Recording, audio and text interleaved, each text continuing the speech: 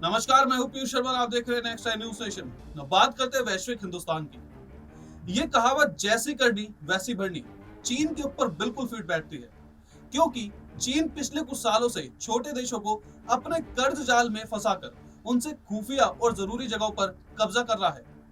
श्रीलंका में जो इतना बड़ा आर्थिक संकट आया हुआ है, इसके पीछे चीन ही रहा है। चीन के कर्जे जाल में फंसा श्रीलंका पूरी तरह बर्बाद हो गया है। देश का मुद्रा भंडार खाली हो चुका है और जनता सड़कों पर प्रदर्शन कर रही है। श्रीलंकाई सरकार ने चीन से अरबों डॉलर का कर्ज लिया है और अब देश में सबसे बड़े आर्थिक संकट से गुजर रहा है। पाकिस्तान का भी यही हाल है। कई और देश हैं जिन्होंने चीन से कर्ज लिया था, उनकी भी स्थिति धीरे धीरे खराब होती जा रही है।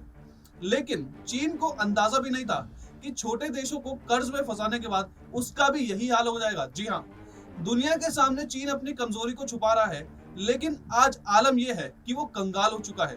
बैंकों में पैसे ही नहीं बचे।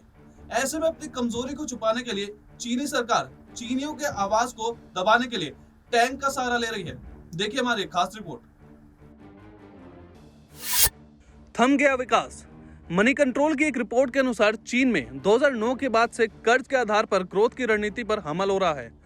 इस कारण आज चीनी बैंकिंग तंत्र 264% के कर्ज जीडीपी अनुपात पर बैठा है। दरअसल कर्ज आधारित किसी भी ग्रोथ के विकास ही सबसे बड़ी चीज होती है जो सारे चक्र को चलाता है।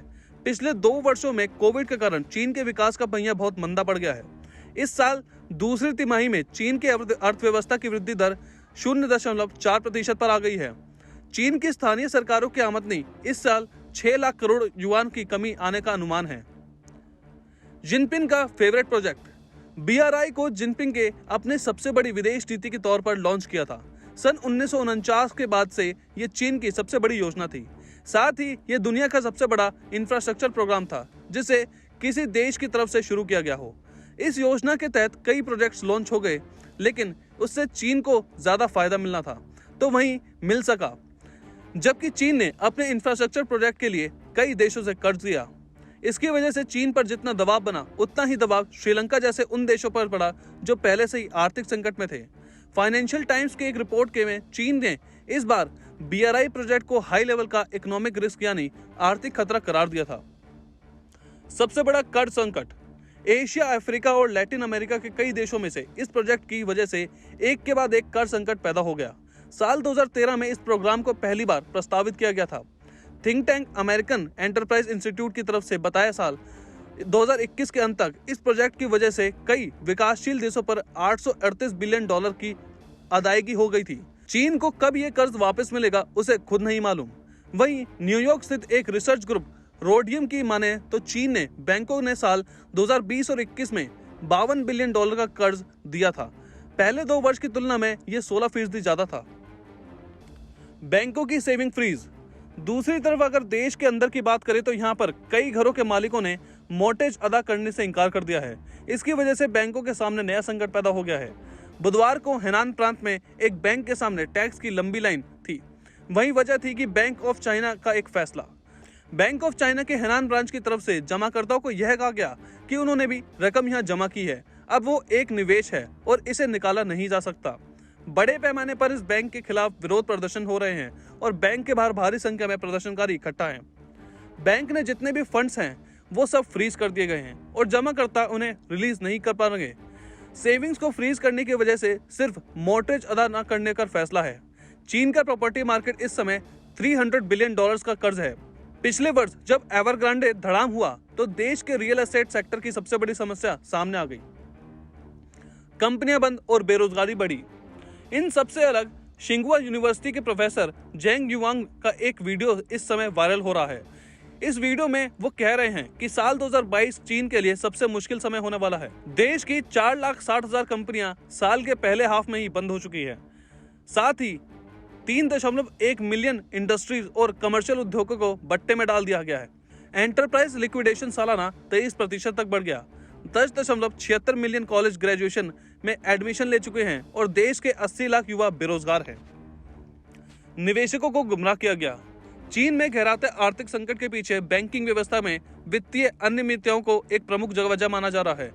शुरुआती जांच में यह बात सामने आई कि इन बैंकों में शेयर रखने वाले हेनान शेनकैफू के ग्रुप ने इन वित्तीय समस्याओं का अधिग्रहण कर लिया और डिजिटल प्लेटफॉर्म का इस्तेमाल करते हुए पब्लिक फंड के लिए निवेशकों को गुमराह किया। बैंक के सामने लोगों का प्रदर्शन। बैंकों से पैसे निकालने पर रोक लगने के बाद लोगों में काफी गुस्सा देखा जा रहा है। गत 10 जुलाई को 1000 से ज्यादा लोगों ने बैंकों के सामने प्रदर्शन किया। ग्राहकों का कहना है कि उन्होंने काफी परिश्रम से बैंकों में रुपए जमा की थी। इस पैसे को उन्होंने लौटाया नहीं जाना। बैंकों में से पैसे की निकासी पर चीन के बैंकिंग एवं इंश्योरेंस रेगुलेटरी कमीशन का कहना है कि इस अव्यवस्था से निपटने के लिए एक योजना तैयार की गई है और सभी ग्राहकों को इंस्टॉलमेंट में उनका मूल फंड लौटाया जाएगा। कोयले की कमी से उत्पादन प्रभावित। चीन कोयले की कमी से बुरी तरह जूझ रहा है। पर्याप्त बिजली न होने से चीन के औद्योगिक क्षेत्रों में घंटों बिजली जा रही है। इससे चीन का मैन्युफैक्चरिंग सेक्टर बुरी तरह प्रभावित है। चीन अपनी मैन्युफैक्चरिंग के लिए कच्चा माल दुनिया के कई देशों से लाता है और यदि चीन उद्योगों ने उत्पादन में कटौती की तो इससे पूरी दुनिया की सप्लाई चेन प्रभावित होगी। लेकिन साथ ही मैन्युफैक्चरिंग सेक्टर में मंदी चीन में रोजगार से लेकर और कई तरह के संकट पैदा करेगी जो उसकी आर्थिक सेहत से लिए बहुत घातक होंगे। डूबता रियल एस्टेट सेक्टर। चीन में जो संकेत मिल रहे हैं वो बताते हैं कि चीन में सब कुछ ठीक नहीं चल रहा है। जून लगातार 10वां महीना है जब चीन में प्रॉपर्टी की कीमतें गिरी हैं। 1990 के बाद से निजी प्रॉपर्टी मार्केट में यह सबसे लंबी मंदी है। चीन की सबसे बड़ी रियल एस्टेट कंपनी एवरग्रैंड की हालत अत्यंत दयनीय है।